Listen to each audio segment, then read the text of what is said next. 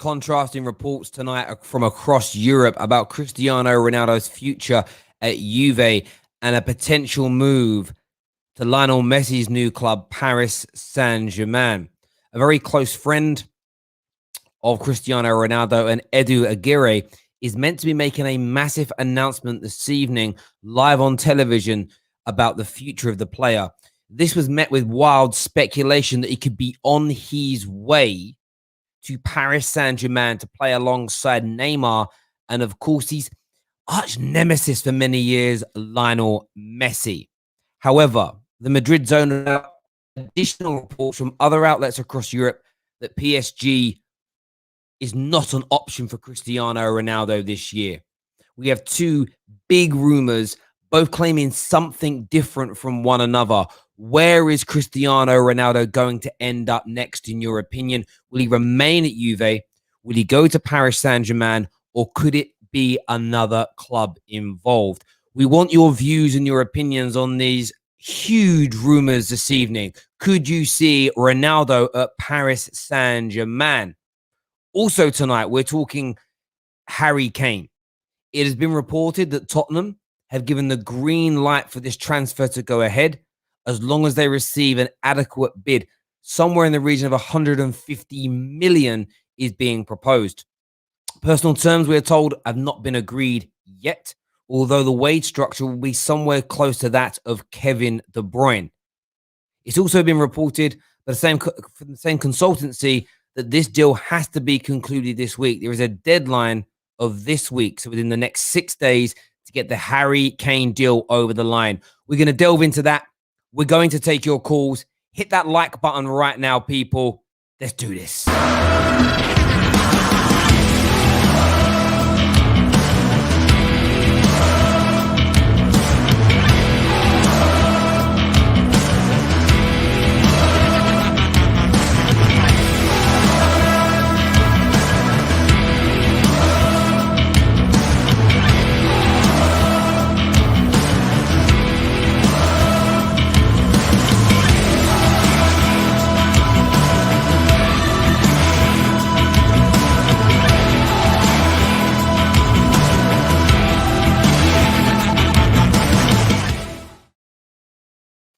Good evening. I hope you're all doing very, very well. Interesting news in relation to Cristiano Ronaldo.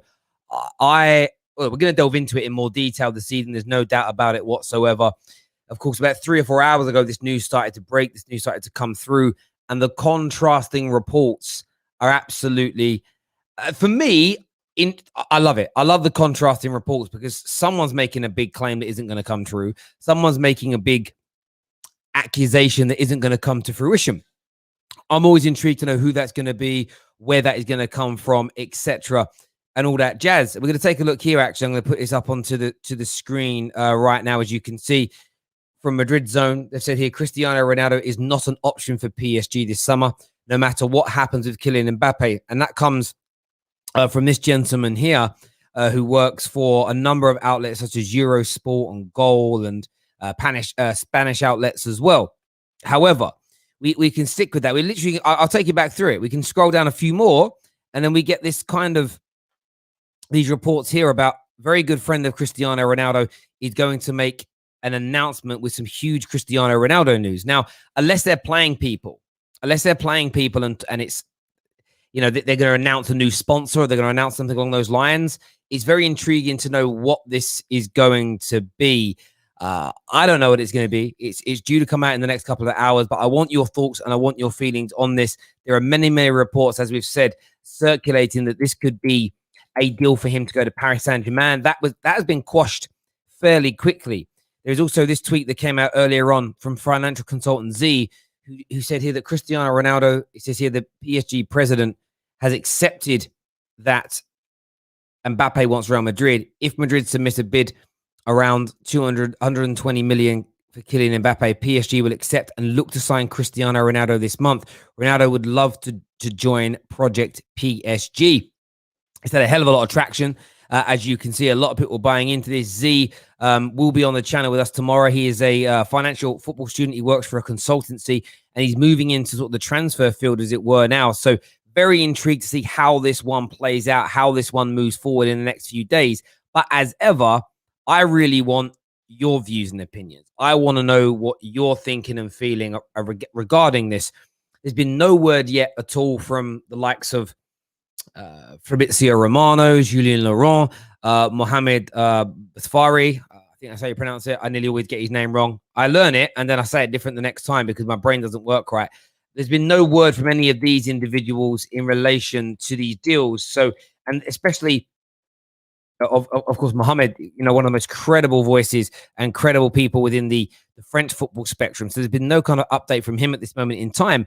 But I wouldn't necessarily say that that's a reason to completely write it off at this point. It's pronounced Mohamed Bouhafsi. Bouhafsi. There we go. I always get it wrong. Bouhafsi.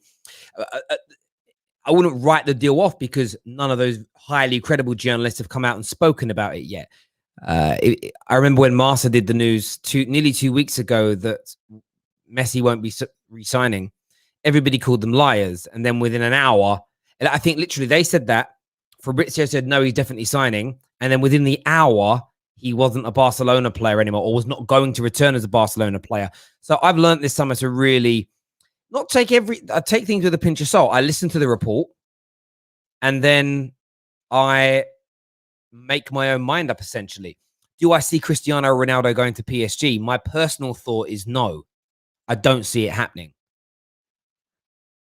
I would be so shocked if it was to happen. However, stranger things have happened in football. Stranger things have happened in football. Neymar, Messi, Mbappe, Ronaldo, what the F? I'm a PSG fan now. Listen, I mean, you have to, if you actually read the reports in relation to Ronaldo potentially going there, it very much stems around that only happening if Mbappe leaves. So let's wait to see what happens in that space. You've got to remember as well, if the report here from Z is to be believed, you would need Madrid and PSG to do a deal first. So again, there's a lot of moving parts to this. There's no doubt about it whatsoever. However, it's an intriguing one for me. I'm intrigued to see what comes out. I'm intrigued to see what else is said. And yeah, I love these types of things. Legitimately, absolutely love these types of stories to see what comes out from them. I heard a small whisper that Liverpool are doing something. I heard a small whisper, Liverpool doing something, not Ronaldo something. Okay. Fair enough. Terry, tell me more about this Harry Potter book you left me hanging about. What? It was a joke. It was a joke. It was like this deal. The only thing that would get me more excited than seeing Ronaldo and Messi play together would be a brand new Harry Potter book, like about Harry Potter, not about Fantastic Beasts and all that jazz. That's what I meant by it. Mo here says no chance of CR7 going to PSG. He actually loves the competition, unlike those jokers. Yeah, I don't see it happening. Legitimately, I don't see it happening. It's a comment here from Leaf saying Eric Dyer on Kane. We are more than one player. Tottenham is the most important thing. Absolutely bang on. We're going to speak about Harry Kane a little bit later on in the show. I want to gauge your thoughts and your feelings on that as well. There is an update coming on that. Let's see some more comments here. Blue Moon says PSG should be getting Kimmich for their CDM role. I actually want Paris to get CR7 so they will flop in the Champions League. There'll be no excuses. Can you imagine going up against that front three? I mean, the one thing that I do find very interesting about this is a potential deal is, and I want to make sure I say it in the right way.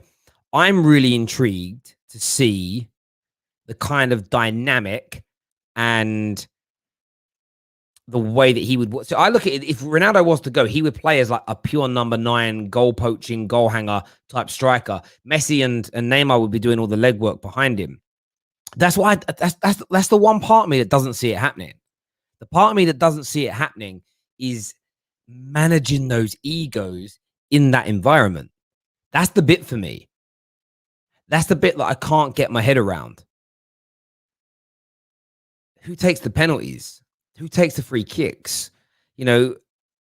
who is the last man standing in terms of, with the style of play? Who's the man that's putting the ball in the back of the net?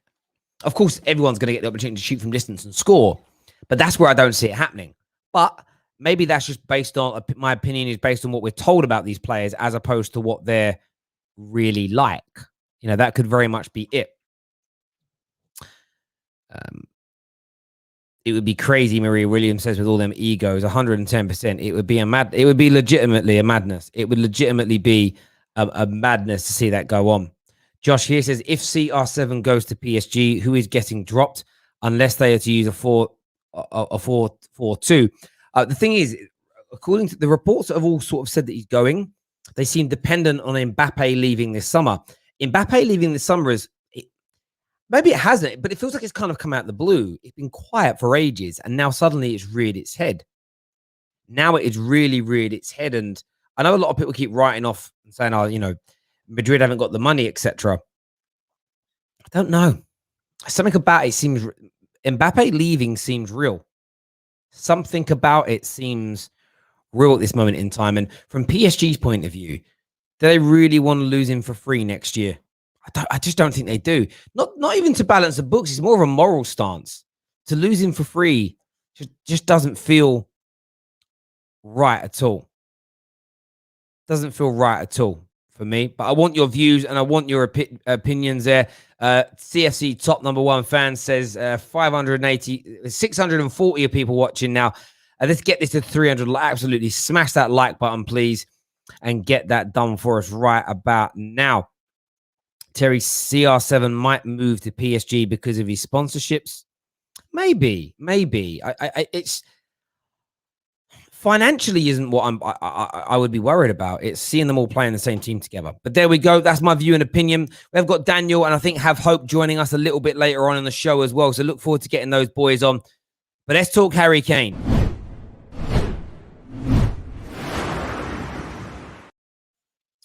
Now, Harry Kane's been linked with a move to Manchester City all summer. And according to one of the leading financial consultants, Zishan, this deal is moving ever closer. He said on his Twitch feed earlier on this evening that Spurs have now given the green light. They have given the green light and the go-ahead for this deal to progress. The bid is expected to arrive this week, which would be within the deadline period. And on top of that, that is when the transfer saga and the transfer deal can then advance. To his belief and his understanding, there is no formal agreement on personal terms, but they're not expected to be a problem in any way, shape, or form. Of course, Harry Kane has been pushing for this move for the vast majority of the summer. He's expected to go in there on a very high wage structure, somewhere close to that of Kevin De Bruyne. What was really interesting listening to Z speak is that he said Harry Kane's very well respected within the Manchester City dressing room, coaching staff, playing staff, the hierarchy at the club. They look at him as being an absolute linchpin of a player, so they want to pay him and compensate him for that massively. The deadline, according to Z, has been set for this week. He's been very bold with his transfer predictions, only really new to this game, and I'm always really intrigued when new people come into the transfer game. And I remember this because I remember 3, maybe 4 summers ago, I remember doing stories quoting what Damasio and what Fabrizio Romano was saying. And I remember getting pelters in the comment section. Who are they? What do they know? Who are these people? Swear to God. I actually wish that I had the foresight to start trying to get journalists onto shows. I would love to have been one of the early adopters of Fabrizio Romano publicly. I've made friends with him. Imagine how you could be benefiting from that now. So I'm not going to write anybody that comes new to this game off. I'm not going to write anybody off regardless of how warped we think it is. What I would say about Zishan is he's using his name, he's using his face. He isn't one of these in-the-know accounts where you have no idea who they are. He's putting himself out there. He's making himself public. He's either going to get it all wrong and look silly, get a lot of it right and be credible. But either way, if he's putting his face on camera and he's sitting in now with 3,000 quote tweets, 2,000 retweets, and 10,000 likes, if I was making this stuff up, one of my boys, my brother, someone's going to see it and go, you work in Sainsbury's, bro, collecting trolleys. Do you know what I mean? Like, it's only so far. So I always support these new people that come out in the transfer world. I'm this, I'm that, I'm the other. This is what I do. And do you know what? There's two reasons I do that. One, I take people on face value. If they end up being charlatans, I'm not accusing Z of that. Then that's on him. It ain't on me. I'm passing you on his news. You can make your opinion on it. Secondly, you know what? I nearly said I got bullied. Bullied is the wrong word. I still, to this day, from certain other YouTubers, get lies spread about me. That Terry didn't work in private banking, didn't work with footballers, didn't do this, didn't do that. They just said I made it up. So I was working in that industry. And now when I was doing that, I never made any claims around transfers because anything I did know was under NDA. So I didn't do anything in that field, really. I just did media reports only. But I still got ridiculed and had lies spread about me. So I would never do that to another person until I know the truth. So I'm going to take people at face value, especially individuals that show their faces, that talk about what their job is. You know, and so the way he talks about the deals seems fairly knowledgeable. He isn't making weird claims. You know, he isn't saying I was walking down the street and a man with a hood up pulled me down an alley and said, I'm gonna give you some magic beans of these stories. Like, it's not like that. He's just telling you certain things. So we'll see what happens with it. We'll see how it transpires in the coming days and weeks. He's going to be on the Football Terrace tomorrow to come and speak to us. I think that's really, really fair of him to come on and do that. Sorry. I don't know what someone's saying here. People make like big up Terry, my guy. Jeremy, what you saying, bro? Thank you very much. There was a video circulating about me earlier on today. And the legends and super fans in our group chat, very supportive. But as I said to you guys in there, we don't need to go and slander anyone. We don't need to go after anyone. That isn't the Football Terrace way. Certainly isn't my way. We leave people to their own devices. Let them crack on. Like we're here for love and a good time. It's as simple as that. Terry, the clout chaser. Yeah, exactly what I am. Lionel Messi. Lionel Messi with a bald head looks quite cool, actually. I'm liking that look, bro. You look like that dude. You know that guy? I'm gonna lose my job. Do you know that little? Do you remember him? The guy. You know what I'm talking about? I mean, oh no, I'm nicked like that geek. That him. That's who he looks like. No hair. There we go. We're going to bring on Have Hope and Man Like Daniel in a few moments' time, but make sure you've smashed that like button. We have a super chat that's come through here from Damien. It says, Terry, I've been a subscriber for the past couple of weeks, and I love the non-biased coverage you have and the diverse voices you allow on this platform. Keep up the great work. Listen, that's a very humbling donation from yourself, my friend. Thank you very, very much indeed. And look, the diverse voices, I mean, diverse comes in all shapes and sizes, and the most important is we have different voices from different clubs, and we're also the only YouTube channel that will have Arsenal fans phone up after a Spurs game and Chelsea fans phone in after a Manchester United game and give their opinion. You know, there's one thing in this footballing world. Again, if I run the world, I'd ban this. You'd be an instant ban from social media. If an Arsenal fan gives an opinion on something going on at Liverpool and they say, what do you know? You're an Arsenal fan. Honestly, it makes me cringe so bad, it almost makes my kidneys push out my ass. Because I think to myself, just because the team you support isn't being run well, doesn't mean that person can't have good football knowledge. It's so weird. Like, it's the weirdest logic or comeback ever. So that's where the diversity comes from. You know, anyone, any shape, any size, any team you support can come on and have their say. No echo chambers at the Football Terrace. But thank you very much for that. Means a great deal to me. Sorry, I just saw the funniest comment. I can't put it up, but thank you. Cheers, Ben. Right, let's get Daniel on. Let's get Have Hope on to have their say. And let's get this stream past 500 likes, ladies and gentlemen. Let's do this. Let's do this now.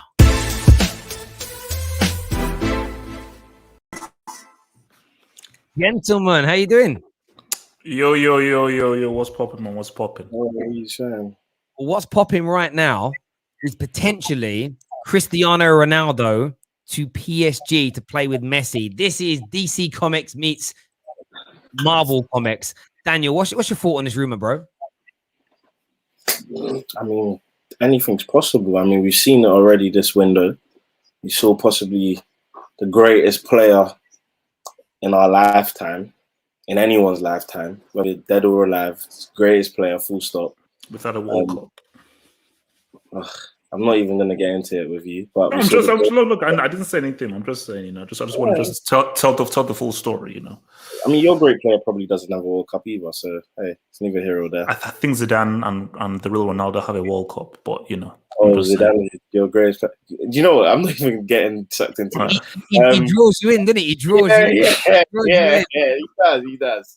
But nah, we saw the greatest move clubs, and obviously we don't see that very, very often.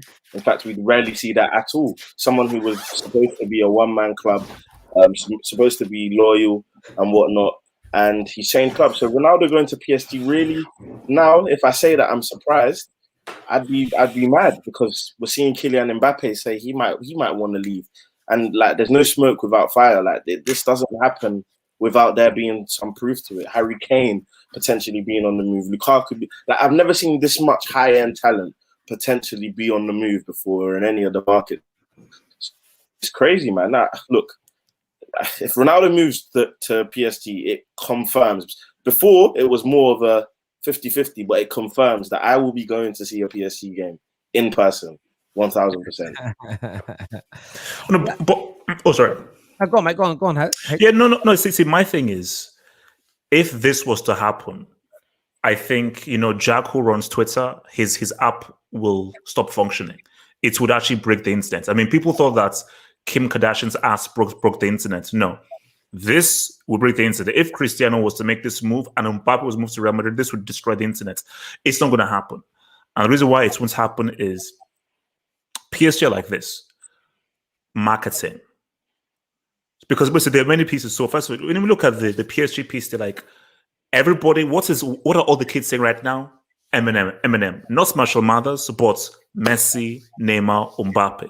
Messi, Neymar, Mbappe. All the kids are saying that. So you're seeing them on the plaque and they want to market that. So PSG are saying that we're rich. We have a country behind us. We've got freaking oil. We want to now fully market out this whole Mbappe, Neymar, Messi thing for the 1 year. And if we leave, fine. We lose out on 120, cool. But let's maximize this whole marketing campaign for a 1 year of having you three guys here. And also for what Juve are concerned, I don't know what Juve's financial things about, but Juve are like, wait a minute, this is our most prized asset. No, we're not letting you go for 120, 130, 140. No, let's keep him for this 1 year. If he doesn't want to sign, no. But you see, but now I now think about it. His contract runs out next summer. So maybe the incentive says that, look at how old this guy is. Not many people are going to spend 120 on, even if it's Cristiano and his goals, on a guy who's in his mid-30s right now. But if these guys are going to come out with the money, same thing with Harry Kane. Harry Kane is nowhere near 150 million, man. He's a tree trunk. So if these guys are going to come out and spend this whole money on this dude, they're like, maybe it makes sense to actually sell him now. So sell this dude now, and then boom, you can roll. What? Why are you laughing at? I didn't crack a joke. Why are you laughing? I didn't crack a joke. I'm sorry, I need the explanation. Why is Harry Kane a tree trunk? Because he operates like a tree trunk, and Daniel Levy is a psycho. If Man City are offering you, I can give you tree trunks for like £10. One buy one, get one free. If you've been offered 150 million for a tree trunk, bro, you're a lumberjack. Where are you getting these tree trunks from, bro? No, wait. I know, like some woodcutters I know can give you stuff from 100%.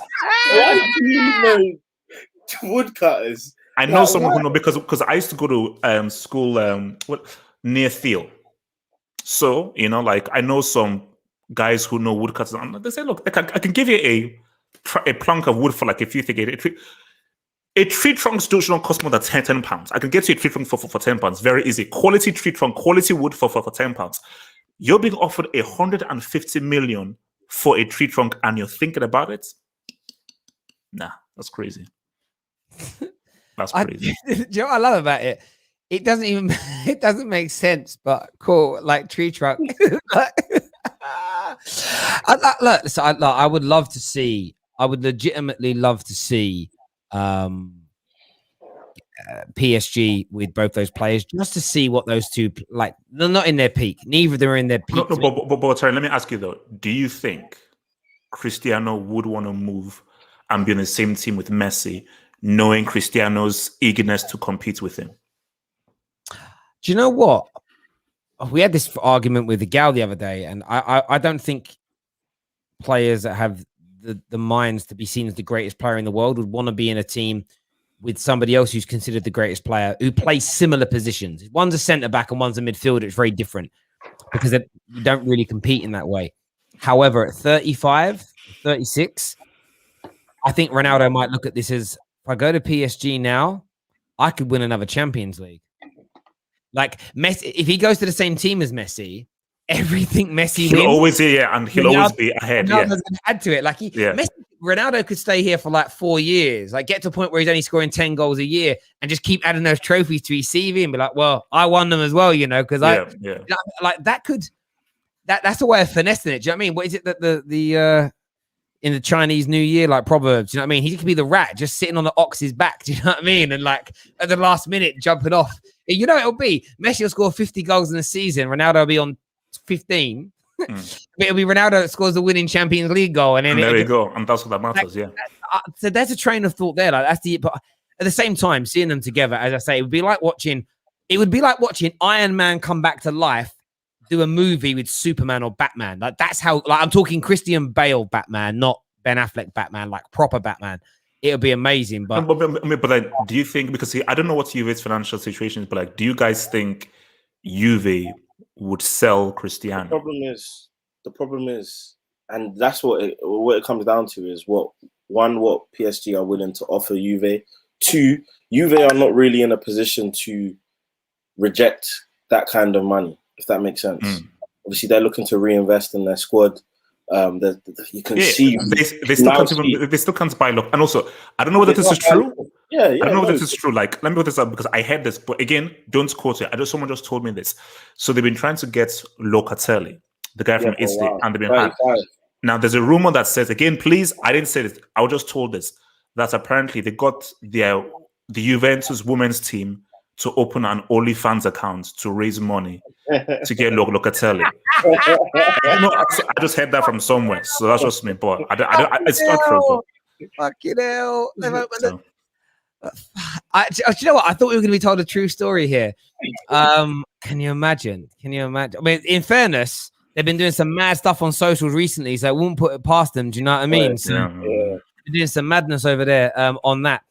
On Kane though, on Harry Kane's deal, like I've said, everyone's been talking about a bid coming this week. Dean Jones, Fabrizio Romano. There's this lad, as I say, this gentleman Z that's come onto the scene almost from nowhere in the kind of transfer front. Been putting out a lot of claims recently, only on a couple of deals. So and what's really interesting, his tweet about Ronaldo came before that TV channel said they're doing an announcement. Chiringuito. That one, yeah, I don't know what it's called. I can't spell the word. But you talk about Harry Kane, maybe the green. Where do you sit with the Harry Kane deal, Daniel? Do you feel like a bid needs to go in before Spurs make their mind up? Or do you think Spurs have made their minds up? If X amount comes in, we'll let him go. Like, where do you think it's at? Which kind of story do you believe? If X amount of money comes in, they will sell. But that X amount of money is like the flipping simultaneous equation. That it's going to be so tough to crack that X because there's a set fee. It's looking like the region of 130 to 150 million pounds, if not more, because of all the bonuses and all what will be paid to Kane's agent and whatnot. And really and truly, is the reason why Kane's acting the way he's acting is because he knows he's in a lose-lose situation. Like he has to basically throw all the toys out of the pram to get this move. Honestly, why did he sign this for 6 years? And that's the question a lot of people asking. But I think the bigger focus is I've seen a logic from a City fan, one of my close mates, who said that he thinks that it was a Pep masterclass to lose that game. I actually think that game showed Daniel Levy that this team needs Kane a lot more than we think. And Daniel Levy can hold out for this fee and be like, you need him. Especially when English clubs know that a team needs a player, they say, yeah, you got to pay. You got to pay the premium for this player. And that is the situation they find themselves in. Look, what I always say is, and what people don't realize is, Arsenal moving to the Emirates is not the same thing as Tottenham moving to their new stadium. Football's different now. There's so much more money in football that even though Tottenham might be in debt and whatnot, I think it's going to be easier for them to pay off their debt just because of the amount of money that's in football. So Tottenham aren't in a like they're not desperate to sell. It's not like they've got Kane for it's on the last year of his contract. They have all the chips, they have all the cards, and we know how Daniel Levy is as a negotiator. So yeah, man. On the 6-year deal thing, though, I mean, I do and I don't blame him. So this is, but I think Harry Kane is going to be one of the last star players to make that mistake. So I feel like when he signed that, what, 3 years or 2 or 3, about 3 years ago, I think it was 3 years ago he signed that. Yeah. Spurs were not, I didn't imagine Spurs being in this position. They had a good squad. Poch was playing great football. They got to a Champions League final in that very season. No one expected the drop-off to be like it is right now. Harry Kane certainly was sold something a little bit like Paul Pogba at Man United was sold. We would maybe where we're going into this season was what he was told we were going to be straight away. Harry Kane's committed far too long, far too much to Tottenham Hotspur. There's no doubt about it. I think younger players now are learning. Don't tie yourself down as long. And even if you do a 5-year deal, don't at 2 years and extend it by 2 or 3 years. You just give it, just like Mbappe's done the right thing. Now, if last season or a year ago, Mbappe signs a 3-year extension, he can't force his move away. Like he's got an opportunity to get out because even though Paris Saint-Germain don't need money, the principle is they're not going to want to lose him. From their point of view, they lose him for free, where they could raise 120 million now still and reinvest that somewhere else. Maybe go and get Paul Pogba. But I sort of feel not sorry for Harry Kane. I don't feel sorry for footballers in these circumstances because I'd swap places with Harry Kane. I'd love to be in Harry Kane's predicament in life. Do you know what I mean? Like I don't feel sorry for him.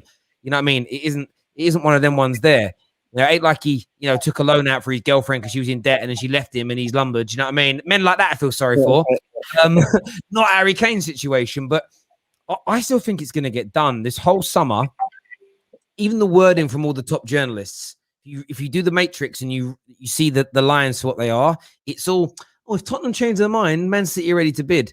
It's like, what do you mean if they change their minds? They're only going to change their minds when a bid's coming in.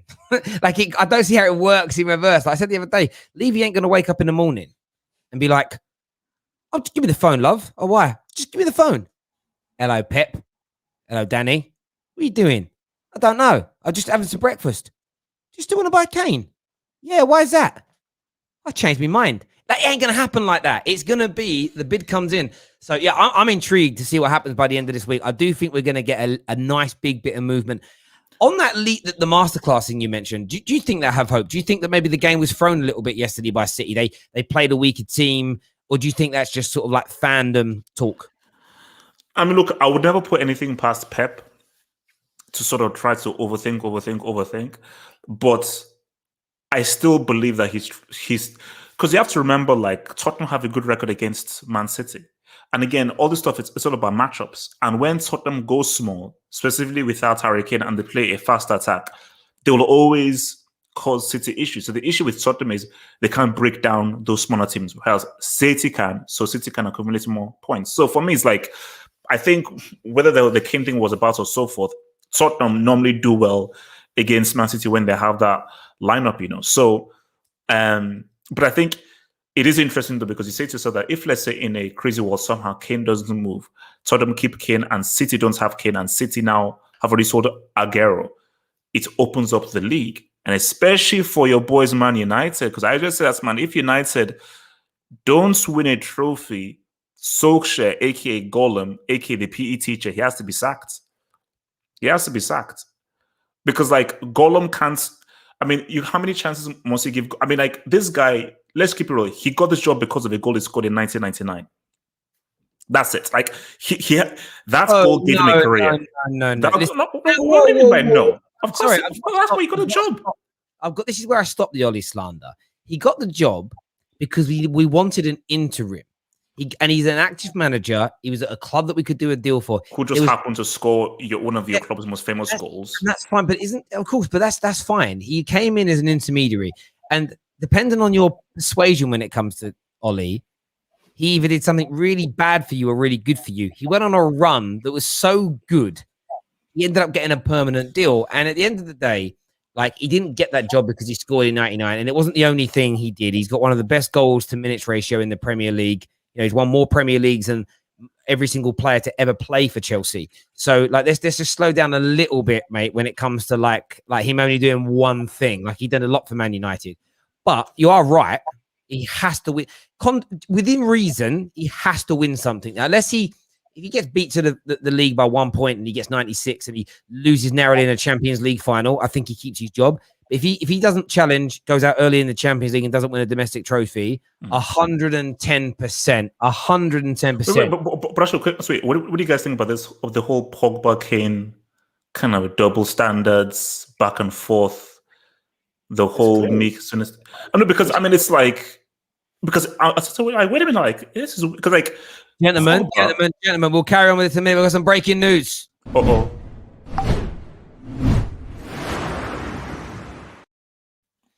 Fabrizio has said that Barcelona are currently not negotiating for Pierre-Emerick Aubameyang from Arsenal as a new striker. He is not a target now. Priority is to sell. Interesting. Still no bids for pretty much anyone in their team. Yeah, we'll go back to the chat we were just on a second ago, but I find that interesting, actually. You notice what he used there, though? He's not a target now. Priority to sell first. That tells me if they get rid of some players, they might come back in a little bit later. No, but then they're totally messed up financial situation. Because basically right now there's like a war between Bartomeu and La Porta, where they're just pretty much trying to just basically sling him on each other by, no, you messed up Barca, you messed up Barca, you messed up Barca, and they're in a whole completely financial screw up. So it's going to take some time before they really look. What's it called? Piqué had to take a massive wage cut for them to register the pie. So, you know, it's a tricky. Well, and also because they got Aguero, but Aguero decided to get injured for like 3,000 years. So. Yeah. I mean, the Aguero injury does make me die. It's like he's faking it. He's faking it. The moment he knew that Messi left for PSG, he was like, okay, because basically, like, there's like a meme out that says that, like, basically he basically stuck into one of Messi's luggages as he was going to Paris trying to follow Messi. Like, imagine that he joined PSG to play with Messi, and as he joins, Messi now takes his talents to Paris. So he's like, no, I'm not playing. I'm going to fake an injury. I love you, H. Do you know what's mad about it? He hasn't faked an injury. He's just being Aguero. Aguero being Aguero. Like, when they let him go, and I saw some people, I remember seeing some City fans kind of upset, like, oh, I can't believe we're letting him go. And I was like, why are you surprised?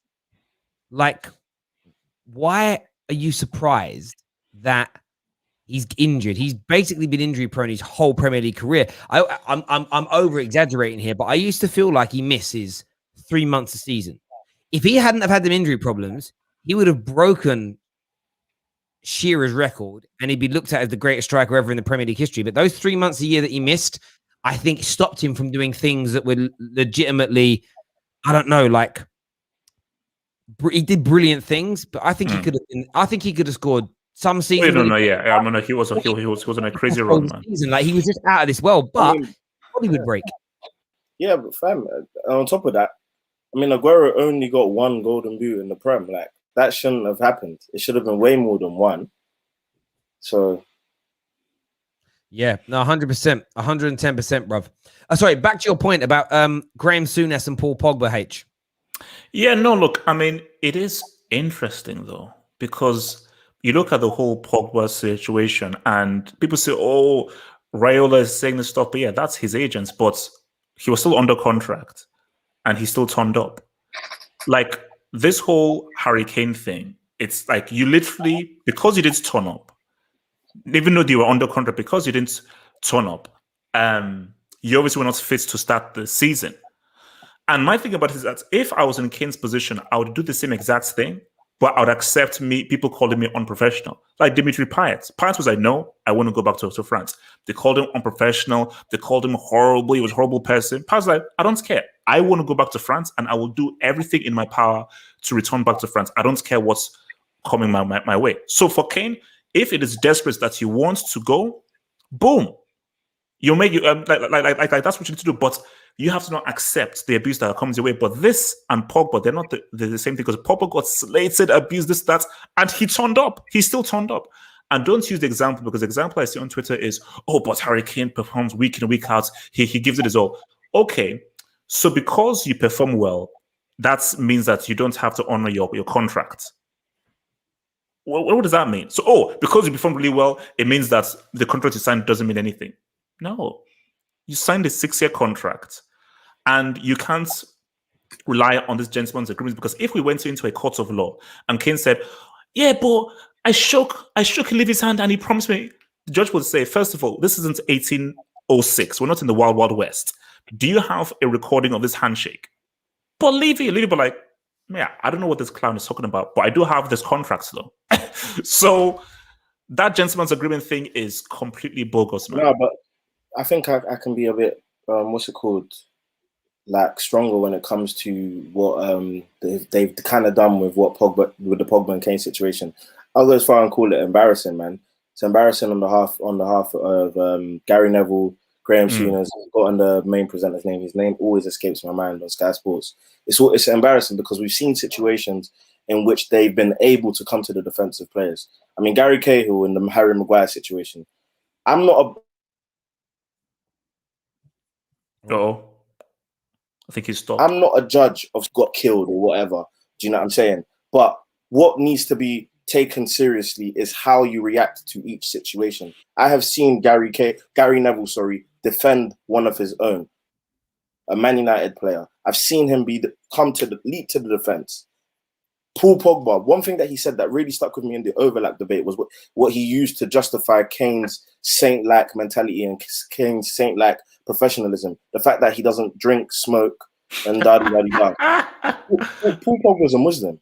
Like, he's a Muslim. But he dabs. He dabs. Because he dabs, you know. Yeah, because he dabs and he dances and he has a little bit of fun, has fun in his life. Look, I'm not even trying to go down that route. The point that we're trying to make is we need to keep the same energy. So we're going down a dangerous, slippery slope. That's why we have to be thankful for platforms like the Terrace and other people's platforms. Because if we don't call these people out and make it consistent, this is the narrative that we will constantly be fed as fans. This is what we will always take in subconsciously. And that's when you now have fans who come onto the show and they're like, Paul Pogba dances because Graham Souness said so. And you don't realize that that's the mentality. But see, that's the beauty of platforms like this, is because I told you, media is changing. Yeah. And right. Sky Sports, I'm thinking of that, because that's what me and Sarah were like, when we're back on the old fan park thing, that thing could have exploded into something crazy. Now, this is probably going to explode into that thing, but these media things are now saying the stuff that these other guys are not saying. And the kids are more tuned into channels like this than the Sky Sports and so forth. So it is good that because back in the 90s, before YouTube, all that was there was a Souness and so forth. So you only had to listen to that. So there was no antithesis to it. Now there's an antithesis and stuff that's a lot more real, and places like this that can actually give an opposite view. Because guys are like, okay, Souness gives that view, but now let's actually give the other view of like, wait a minute, this whole thing, Kane is in a worse position. So it's good that, because facts are facts. The facts are facts. No, do you know what? It's an interesting one for me because there's a lot of assumptions that, and I understand where they come from, that the undertone of Gary Neville at times is racist. I'll say it bluntly. The undertone of Graham Souness is racist. That underneath that, they're not saying it publicly, but it's rooted in racism or bigotry. And there's a way of getting rid of that. Just tell us what you know. When I hear Souness say, I know things about, for instance, the Harry Kane deal that's different, then tell us. If you're not willing to tell us what those differences are, then stay neutral. So I'm very happy if Gary Neville knows that actually Paul Pogba has been an arse about something, he's done something that is wrong, then tell us.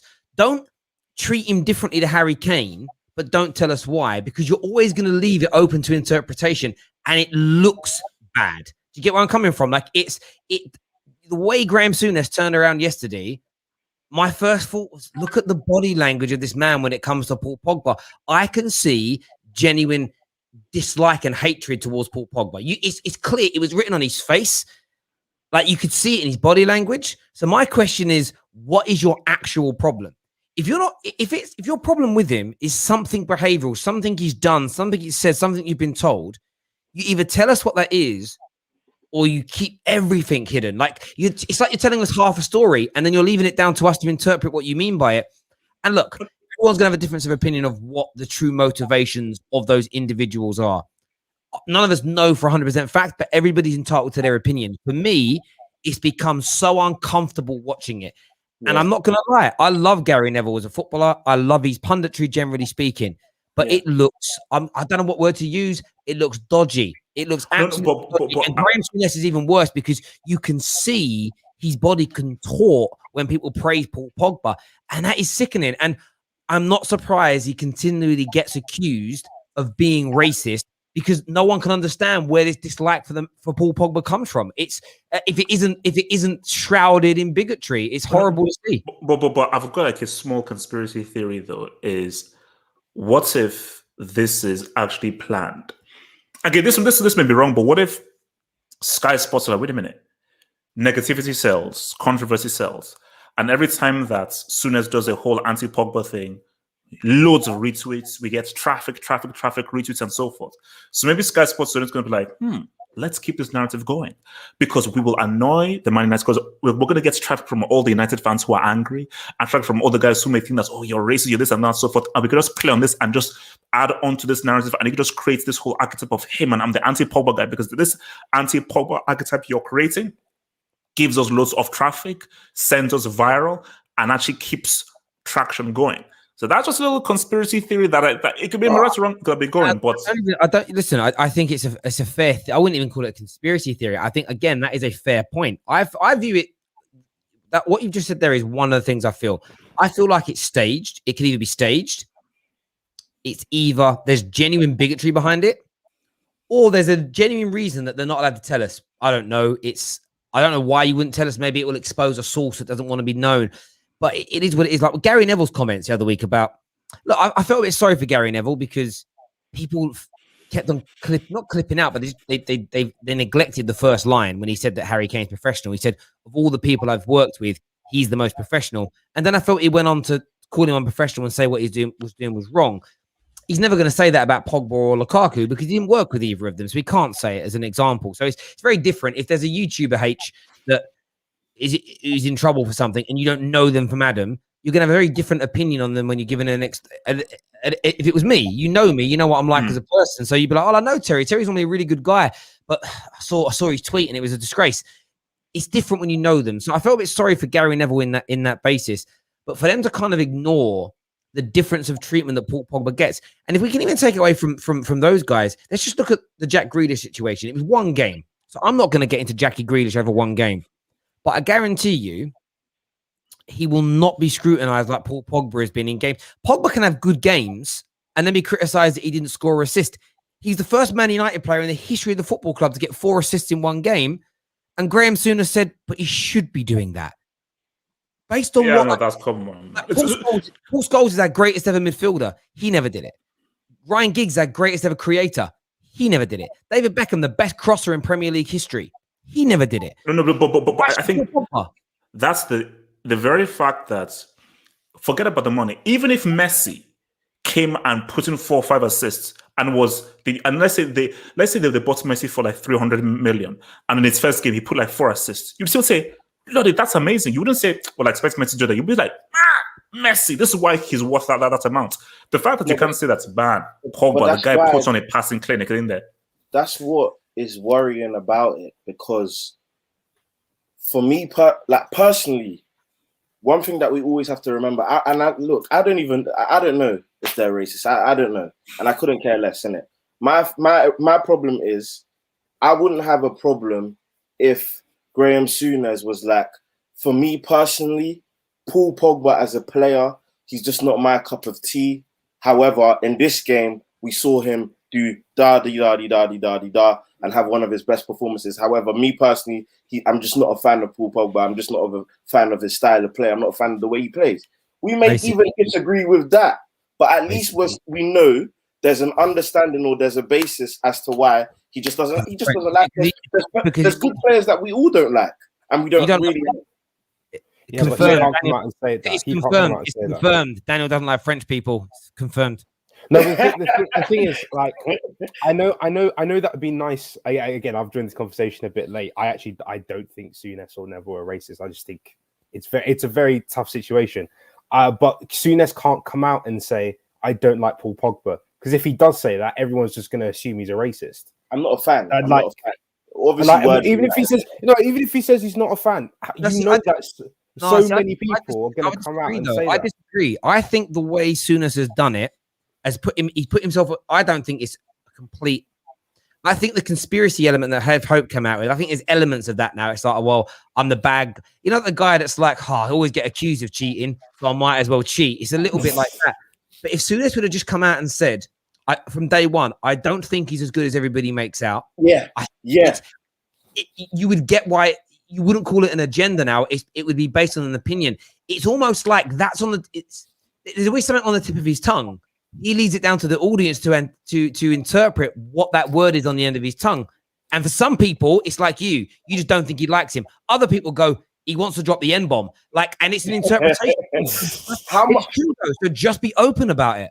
No, facts. And that's all we're asking for. As people who consume this type of information and consume these type of TV shows, all we want is information. We just want to, that's why you're there. You're paid for your opinion. Give your opinion and be neutral. One sec, have hope. My thing is like, just to end it, how much do you want to bet? Like, I could put my house on it that next week, if Paul Pogba plays poorly or has a terrible game, it'll be like, oh, yeah, I told you. I mean, I did say that he's not. Do you know what I mean? And that's the narrative that will continually come out every single week. Like, it's judging a player game to game rather than judging the bulk of his career and judging the circumstances around it. And there's just issues with so much of that. But hey, it is what it is, man. No, I mean, but like, I think the whole Kane thing, I think it's like, it's created something very inconvenient and uncomfortable for people. And this is it even goes back to my days back in school. Is like, you know, when I was in school, there was always the chosen one and the golden boy. And they'll put so much on the gold. you know. So he's the prefect, he's the golden boy, he's the head boy, and this guy is like the beacon of hope. And people just love to make sure that this guy is just like this perfectly incorruptible thing. So what they've not done is Kane. He's the captain, the face of England. He's the guy that's, you know, people want to look up to. He's a role model. And now you've now created a situation where he's been unprofessional because he wants to move. So he's having to use thug-like tactics to pretty much get his move. And now they're like, oh, what do we say? We've propped him up to be this dude, but if we are true, he can't be this dude, but we still have to be this because he's the guy. And then the worst thing is the guy who would be slating and so forth has actually been a lot more professional than this dude. Because say what you want with Pogba, even if Raiola said this and that, Pogba still turned up. Because I criticized Pogba. I said, Pogba, man, you should... During that summer, I said that Pogba, you should have done what Kane did now. Don't turn up. You know, if you want to move that badly, if people will hate you, if you want it that badly, be an a-hole. But he was like, nah, I love this club so much, I'm still going to go. And look, you didn't get your move. But for Kane, he's probably going to get his move because you've created such a toxic environment for the dressing room and so forth. And you're going to get your move. But once you get your move, you have to not accept the abuse that comes your way. I hear you on that. One sec here. Paul here says, Terry, so what you're saying is people cannot have an opinion no more because it doesn't fit your narrative. It's embarrassing grown men. Do you know what, Paul? It's not. No one's saying that people can't have an opinion, but you saw it as an example. Case in point yesterday. I know things about the Kane situation, why it's different. Well, tell us then or stay neutral. It's if I know something and I'm not prepared to say something, that whole, I wish I could tell you the truth about Joe Blogs. I'll get in so much trouble if I do. I have every right to now make a assessment if you don't explain. Exactly. And if I turn around and say, I'm just going to make, if I say, listen, guys, you shouldn't trust KJ. Why? Oh, I can't tell you why you just shouldn't trust him. That's going to make you think, oh my God, what's KJ done? That's the point here. Graham Souness says things, but doesn't explain what he means. He gives us the what, but not the how and the why. So, Paul, what ends up happening is it frustrates a lot of people. Some people think it's unfair, and they then go searching for what the answer is, and it becomes frustrating. If you just come out and tell it how it is and be open and honest, yes, it will trigger people, but at least nobody thinks you have an agenda. And the bit that really gets to me is that because of the way Souness has done it, then when standard people say something about Pogba, they get lumbered into the Souness camp. I've seen people just criticize a poor performance. and they get called racist. I'm like, whoa, like you're not racist because you criticize the performance of a black player or a Muslim player or a female player. That no professional footballer wants to go through their career with being patted on the head like a dog. For me, that's far more offensive. But at the same time, there is almost this field now where it's, oh, should I? Martial didn't run as much as I wanted him to do today, but I better not say it because I'll be accused of something. And that's what these scenarios with the Souness's create, is they create this kind of, I don't know what the right word for it is, but it kind of creates this kind of no-go zone for particular players when it comes to punditry. And that's horrible because actually most of us just want to be able to give our honest view and opinion on the players. And it's never, unless you're David, when it comes to Mason Mount, it isn't shrouded in agenda. It's just how I see it at this point. And, you know, if the player changes and improves certain areas, I'll change my opinion. If they don't, then my opinion will stay the same. And that's the way I look at it. Sorry, David, you were about to say something, mate. I think what I found quite interesting about the whole conversation is that Harry Kane is sort of what Neville and Souness think the ideal footballer is. They're very quiet. They just go about their business. Everyone's heard the stories of Harry Kane every day. He's the same time at training. He's the first one on the pitch. So yada yada yada. Has the same breakfast every morning, and he's kind of like their poster boy of what they think a footballer is. Whereas Pogba, Pogba's a fantastic footballer, but he's not what they would describe as even because everyone's called him a world-class player. He doesn't fit that. He doesn't come out and fit their mold of what that is. And the only person who had not had a similar career to Pogba, but as literally Gary said, I've never had an agent before. So I find it quite funny how even though Gary Neville and Souness haven't had an agent before, they both were very quick to make assumptions about how Pogba could talk to his agent. However, Mika Richards, who did have an agent, then said, well, he wouldn't go to his agent and say that. I just found it weird how they were able to assume so much about what Pogba can and can't do. But when it came to Harry Kane, they just gave him the benefit of the doubt. My thing is that if you give Harry Kane the benefit of the doubt, just give it to Paul Pogba. I don't like this, because Pogba was treated really badly by the media, so should Harry Kane. No, I just think Pogba should get what Harry Kane gets. And that's fair, but I also think it can work the other way as well. They can say that they don't like the way Paul Pogba behaves. Be specific as to why. We've all worked in different industries. You're going to go into an engineering industry. Have Hope does many things. Daniel, do you know what I mean? Like into a journalistic world, there'll be a way, and you'll learn. Everyone knows this within their industries. There is a decorum that comes with how you behave. When I worked in different departments of banking, and you went into this new world, and there was a new way, a behavior, a culture within that element of the industry. And some people were rogues, and we've all seen rogues in our industry, and they annoy people. So, but educate. I talk about this all the time privately. I want to be educated. When I turn on Sky Sports, I love seeing fans given their chance to speak on it. I love seeing ex-players. But what I really want, financial experts, agents, and transfer experts explaining the intricate details of why and what happens in the transfer window. So I walk away from a TV show and a program feeling educated. I love listening to the Nevilles and the Carragers because they can give us an insight that YouTube pundits like us can't do. We weren't professional football players. But you only get that insight when people are direct and open and honest.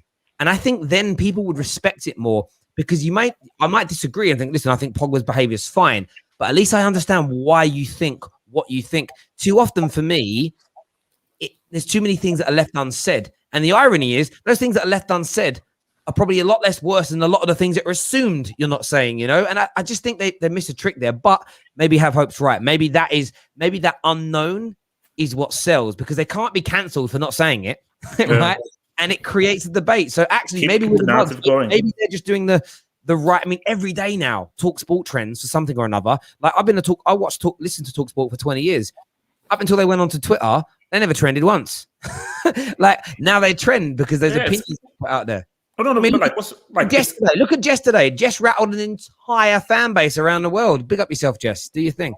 No. I think because I think it just shows it. Because I just say new media, and I think the establishments have now realized, AFTV, the terrorist expressions, rants, these guys are completely taking the younger audience. And the younger audience are now going away from the establishment and now going towards guys. So they say, like, what tactics do we need to do to get in with these guys? So let's do something catchy, something controversial. But the issue with it is that they don't have any mileage because it's not authentic. because the guys that you have around it are from the old school and the establishment. So you're always going to get caught out, you know. And so stuff like TalkSport, like, no, this doesn't seem, because I know what you guys were about. Because again, we listened to TalkSport for years, and you've just turned into something that you completely were not when I was listening to you like 10, 15 years ago. So no, listen, I totally agree. I find what I find interesting is that the TV channels and they've copied the AFTV model, is what I would call it. They've copied the controversial model. And AFTV, the irony is a lot of people give AFTV stick, but they were not deliberately controversial. It just happened organically. And that's why when people, and I would say this about content creating, be original. Find something that's, whether it's your character, and I'm talking about your actual character coming out, whether it's an extension of part of your character, whether it's a type of show you want to do, you've got to have something unique about it and organic, and then it will work. And then that works at different degrees and different levels. Some people's working gets them 10,000 live viewers. Some people it's 1,000, 2,000, 3,000. Sometimes it's different types of shows. Like my live match reaction shows smash every other type of video we do. That's the main thing people sub to the Football Terrace for. But it's something that's unique to us. We were the first ones to really start doing match reactions in the way we did. Lots of people have copied since and done very similar shows. Do they do as well pound for pound? Maybe not, because it isn't organic. It's, I'm going to now do and copy the same thing. I see that with Talk Sports and everything else. The only time they really seem to trigger people is when something mad is said. Do you get what I mean? And it's because they've almost got to a point now. It's like, we just got to get people to say crazy things. And the irony is, like, Jess's stuff went like semi-viral today, but you guys have watched it. She didn't say anything even too mad. It was just an opinion. Like, it wasn't something weird like, I don't know, Granit Xhaka is a better midfield player than KDB. Like, that's what we're now seeing, though, on Sky, and we're seeing that on TalkSport. We're seeing opinions that outlandish. Like, the reason that AFTV and the United stand and this was so good because it was outrageous at times, but there was an authenticity, and it was believable and likable. It's contrived. It's like, I remember when I went to Sainsbury's. And then I was like, wait, why is this guy staring at me? Because there was a guy at the till. I think I was just staring, wait, why is this guy at Sainsbury's staring at me? Because there's a guy at the thing. Then I went to pay. And then he said, are you half hope? I was like, yeah. I was like, oh yeah, man, I watch you on the terrace. I was like, wait, how do you recognize me without the shades? I was like, man, I just knew it was you. And then he then asked me that, wait, do you really believe that Hazard is better than Ronaldo? I was like, yeah, I do.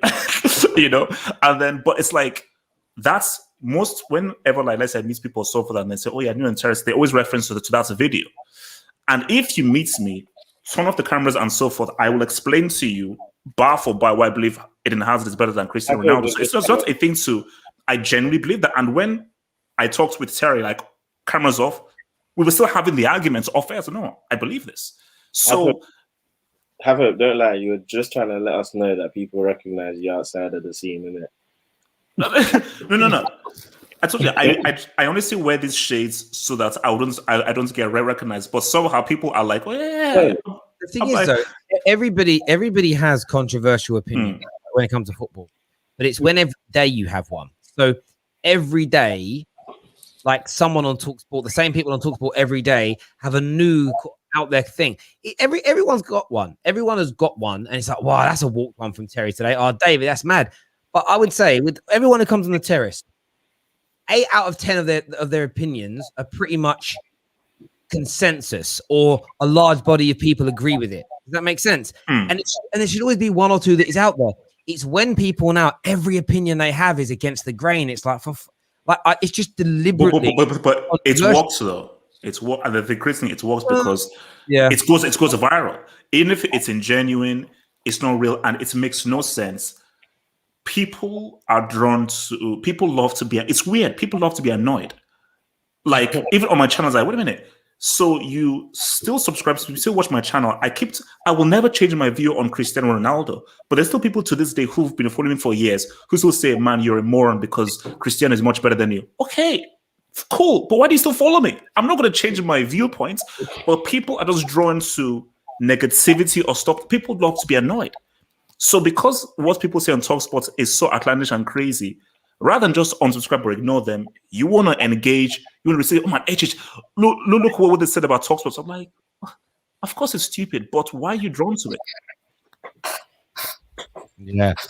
In fairness, yeah, no, we do. I do I do get you. I do get you in relation to that. But so nature. Speaking of controversial opinions, David, a lot of people not liking you this weekend for you're just never happy. That's not, I literally don't know what else I can say anymore. I literally came on and said, good performance. Chalobah was good. My only problem is that people are going too far with Chalobah because no, your words were fuck Chalobah, sell him now.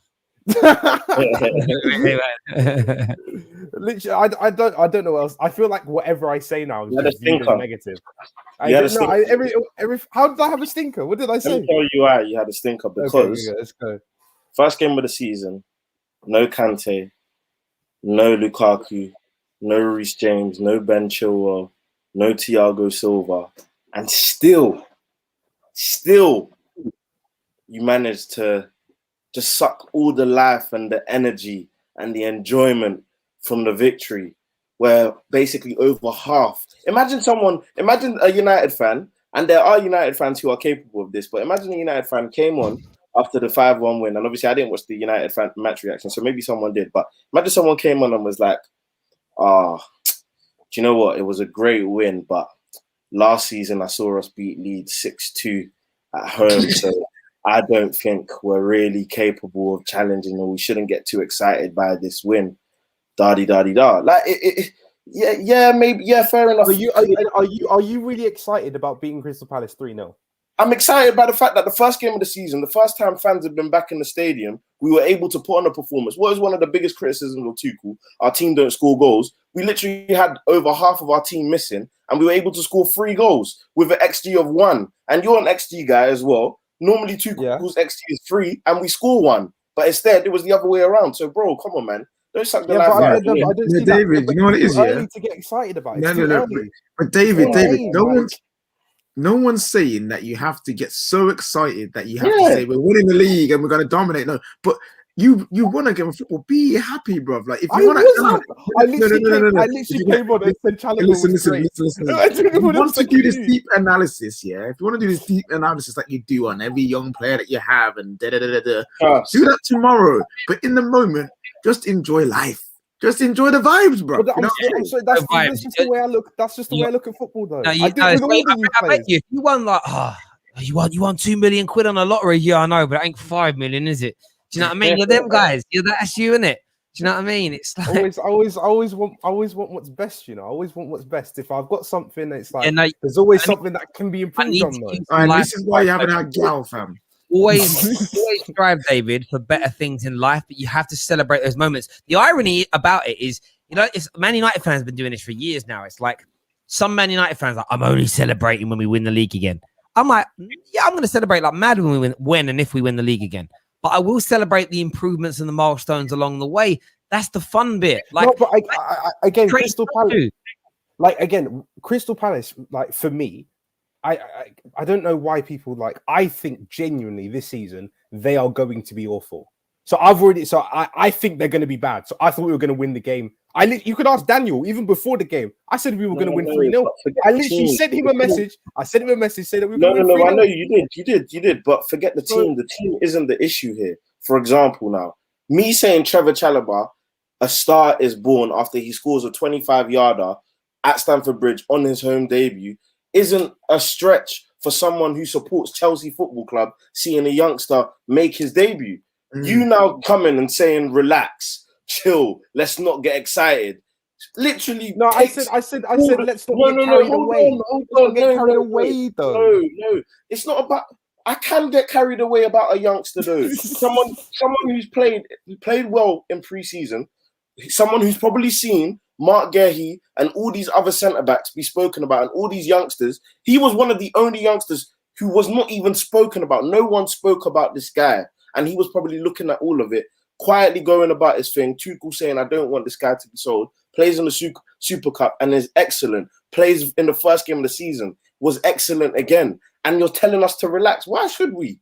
David, if I If you said- can't get carried away, if you can't get carried away in life, then you might as well just stay in your yard and do nothing, because you need to just enjoy things. Getting carried away is not a negative thing. Yes, it might lead you to say something ridiculous and then you get trolled or bantered, whatever. But life is there to be enjoyed. So when Ahmad scored that goal against AC Milan, Exactly. I called him the Ivorian Messi, bro, because I enjoyed it. You know what I'm saying? And it's the Yeah, but young but again, KJ, you've openly admitted when it comes to youth, you love them so much, like so much from the start.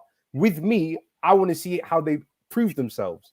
That's David, maybe different. you know what? It's You know just what? different. We should have switched places. You should have been in the press box with me, because press box, basically you're not allowed to celebrate in the press box. You have to be neutral and not Don't clap. get it twisted. I celebrated the goal. You should be there. I celebrated the David, goal. man, you're gonna be so harsh on your kids, you know. They're gonna be like, I'm one today. Until you get that fucking degree, don't chat to me. That's Project Mbappe is a thing. Oh, mate, it is. Everybody that's tuned in this evening, a massive thank you. Bit of an update as well for you. We spoke about this last week first, this morning as well. But now Jacob Steinberg has confirmed that Chelsea's interest in Jules Koundé remains strong. The only reason the deal hasn't been pushed ahead is because they thought by now the Kurt Zouma deal would have gone through. As we told you 3 or 4 weeks ago, still looking like it will go ahead, but Kurt Zouma does need to leave first. More confirmation of the same story. More to come tomorrow from the terrace. Hit that like and that share. But remember, Friday, 6 p.m., the new terrace show goes out. Friday night on the terrace is going to be there. It's just starting to confirm some of our guests. Some of our legends and super fans will be there. Man like Winter Surfer's going to be in the crowd. He's coming. He's going to be there. We're going to have man like Tade is going to be there. We're going to have Gunnar King is going to be there. Plus a plethora of others that are going to be in the studio. Very, very much looking forward to it. I'm nervous though, because there's like lots of moving parts, 4 cameras, man. We're very scared. I'm not going to lie. Shitting myself a little bit that it's going to be crap. I mean, imagine I do it. Oh, that was shit. Do you know what I mean? Anyway, I have a super chat here. It says, we Chelsea fans should be excited for the simple fact that we're neither Arsenal or Chelsea. We run London. There we go. Listen, until next time, thank you all. Take care. Goodbye.